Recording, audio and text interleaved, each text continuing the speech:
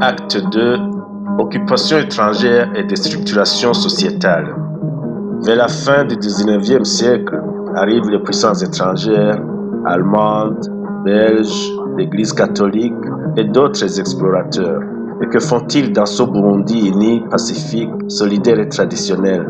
Dans un premier temps, les Allemands doivent engager une bataille farouche contre la résistance opposée par l'armée du roi Mwezi, et dont ils viennent à bout en 1902, et qui obligea le roi Mwezi à négocier avec les envahisseurs, et ce qui affaiblit le pouvoir monarchique.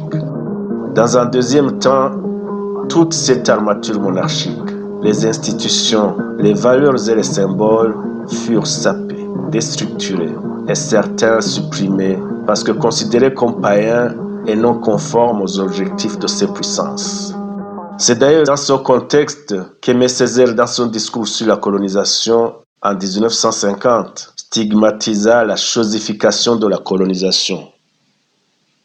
À mon tour de poser une équation, colonisation égale chosification. J'entends la tempête, on me parle de progrès, de réalisation, de maladies guéries, de niveau de vie élevé au-dessus d'eux-mêmes. Moi, je parle de sociétés vidées d'elles-mêmes, de cultures piétinées, d'institutions minées, de terres confisquées, de religions assassinées, de magnificence artistique anéantie, d'extraordinaires possibilités supprimées. On me lance à la tête des faits, des statistiques, des kilométrages de routes, de canaux, de chemins de fer.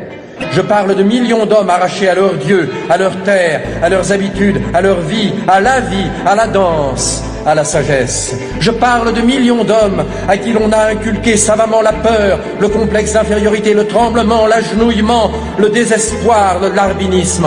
On m'en donne plein la vue de tonnage de coton ou de cacao exporté, d'hectares d'oliviers ou de vignes plantées. Moi, je parle d'économie naturelle, d'économie harmonieuse et viable, d'économie à la mesure de l'homme indigène, désorganisé, de culture vivrière détruite, de sous-alimentation installée, de développement agricole orienté selon le seul bénéfice des métropoles, de rafles de produits, de rafles de matières premières.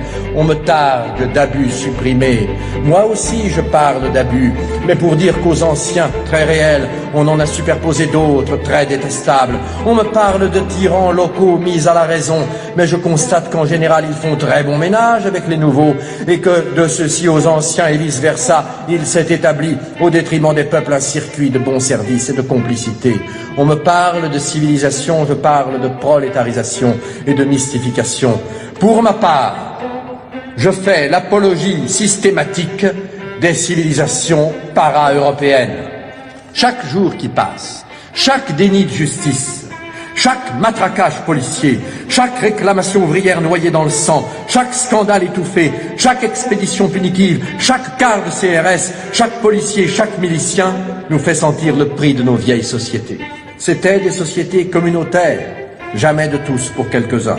C'étaient des sociétés pas seulement anti-capitalistes, comme on l'a dit, mais aussi anticapitalistes. C'étaient des sociétés démocratiques toujours. C'étaient des sociétés coopératives.